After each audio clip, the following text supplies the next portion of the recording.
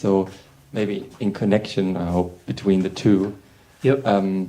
I reflected this morning on something I want and I feel I need from others. Yeah. And then I was a mosquito and I was like, I'm like a bloodsucker. Yep. Like, I agree with that. yeah, like, yeah. It's Particularly with women. with anyone. Yeah, but particularly with women. Yeah, so it's like I feel, and I guess with that also means that I feel God hasn't provided or whatever, or God doesn't give me what I think I need. So it's justified and necessary that I just take whatever I can get. Yes. I suck it out of. So that's Particularly out of people. Yeah, in my case, because I don't have. Well, that's a very good self-reflection. Because if I ever had the chance to say that to you, that's what I would have said to you. That you're like a mosquito. Like it's a brutal truth, isn't it?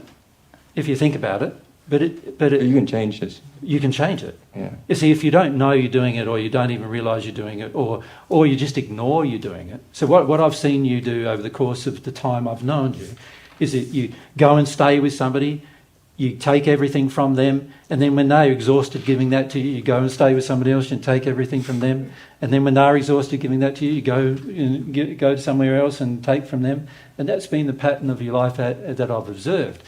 At the same time as you thinking you're doing them some favours, which is even worse if you think about it, because that they sort of come away feeling, wow, I feel like I've given all these things to Julius, but he thinks he's doing me a favour by being with me, you know. And also you believe yourself to be in harmony with God's truth, more in harmony often than they are, and that's like completely false. That's you living in total illusion, because the fact that you're going from person to person to person and using their resources without consideration of love proves that you don't understand the truth. Does that make sense to you? Yeah, it does. Now, it's very good you had that realisation. It's very bad it was only this morning.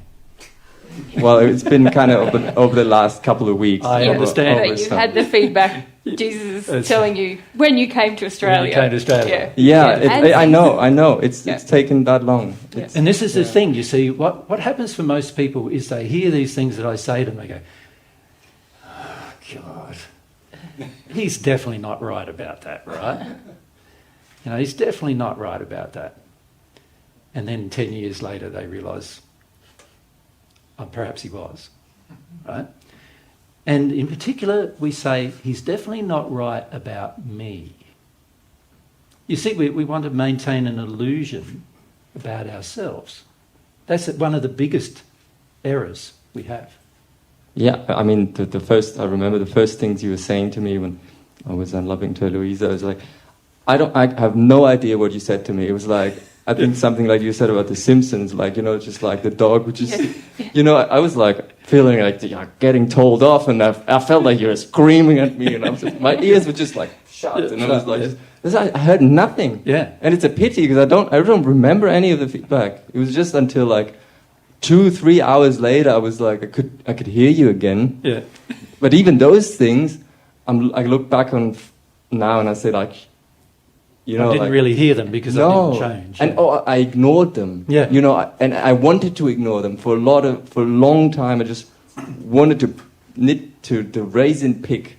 You know, so some things they were a bit nicer, so I could We need to put that here on this list, probably, don't we? Like raisin pick. Pick and choose what I want. You know, Is that how you say it in German? Raisin pick. We say in English cherry pick. Yeah. Cherry pick. Yeah. In Australia, we say cherry pick. Yeah. Because the raisins were that one's nice. In the so to feed the in Germany and Austria was a lot of like flour based, like very like greasy. High carb stuff, and then they put some raisins, you know, the dried there, and that was the nice stuff. All the rest was just like blah. So the children would try to pick out the raisins and leave the bread. Yeah. I get you. Yeah, it's very much the same as that with people with truth. See, the problem with watching Divine Truth videos is that that's what the majority of people are doing. They're picking only the bits they think apply to themselves. And for the most part, almost everything applies to you. But most of us think, oh, it's only just this little bit, and the rest of it, oh, I'm not like that, and I'm not like this, and I'm not that unethical. I love people, and I'm pretty good in that regard. And I don't drink coffee. I don't drink coffee, so it's all good. So and so I don't have my 1 bar of chocolate a day, and so and if we're not careful, we can ignore so much truth in that place.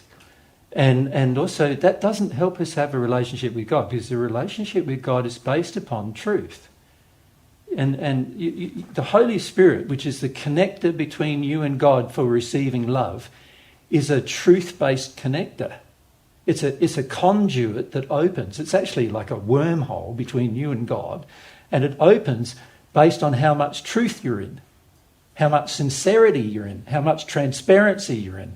That's why when it opens. So when I pray, if I have a true, passionate desire, remember we talked about prayer yesterday a bit, and we said it was a passionate desire for God's love and God's truth. If I am passionate and I am honest, now the conduit can open.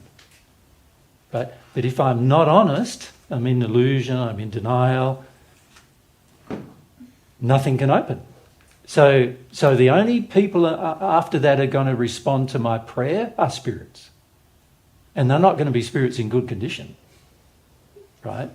Because any spirit in good condition is actually well connected to God. So it's going to be spirits in bad condition feeding our addictions. And this is what I notice a lot of people who think they have a relationship with God, they actually have a relationship with spirits who feed their addictions, right? And no relationship with God, because for the most part they're in denial and illusion about what's going on in their life, and they're in denial and illusion about the level of sincerity they have. Right? Now, you having these realizations in the last few weeks is an improvement in the level of sincerity. Now, to be truly sincere, you're going to have to look at how bad the situation is.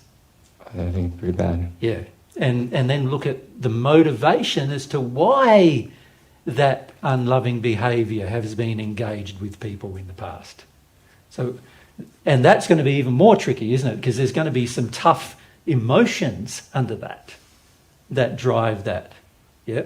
Yeah, I mean, because I guess it's connected with what Corny said, that a big part must be that my mother I'm the prince and I get given everything. Yes. And and it's quite a tricky one, because I'm like, it's, like if you're treated badly, it's kind of like you can kind of see and have compassion, but then when this is something I've always also wanted to reject. And Corny said, like, there's something you didn't want to hear. And there was 2 things, but one of them was that that's the last thing I wanted to hear. Like, my mum's bad, and my mum's evil, and but that she treated me like a prince is like, it's like,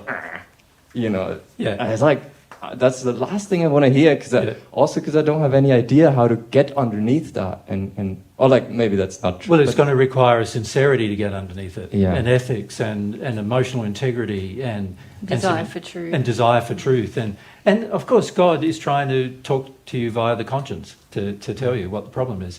So there's plenty of means to help you. The issue is how much you want the help. That's really what true progress boils down to: how much you want to progress. And for the majority of us, we sort of, what we want is we want everybody else to progress. So they treat me better. Yeah. So and this is a big problem we have, is that we want them to progress first, and then they treat me better, and then we sort of have the feeling that if everybody treated me better, I wouldn't get angry. I wouldn't have bad emotions to feel. Everyone would be nice to me, and I'll get what I want when I want it, and it'll be so wonderful. But it won't be wonderful because you won't be developed yourself. You won't be developed in love yourself. And so, that really is the key.